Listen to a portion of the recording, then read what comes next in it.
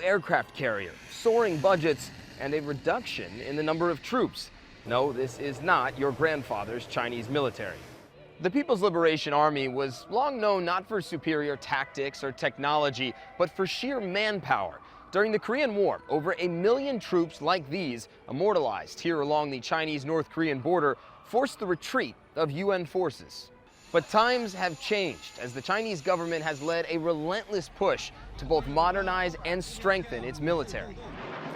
Start in the sky, as China publicly debuted the J-20 stealth fighter jet last year.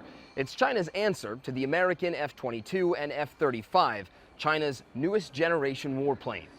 It also just launched its second aircraft carrier. It's done all that by spending more and prioritizing needs. At about $215 billion per year, and with that number set to keep rising, China has the second largest defense budget in the world. But they've reduced costs by cutting about 300,000 men from the standing army, choosing to spend that money elsewhere. It's all designed for a future China that can project its military far beyond its borders and compete with the United States, not just in Asia, but everywhere. China just announced its first overseas base in Djibouti.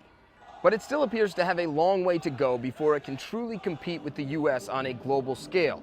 For example, experts say the J-20 fighter lags in stealth technology compared to the F-35.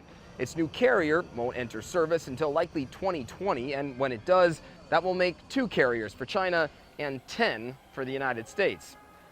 The US also spends more than double what China does on its defense budget and has hundreds of bases overseas. The Chinese are just now building their first base.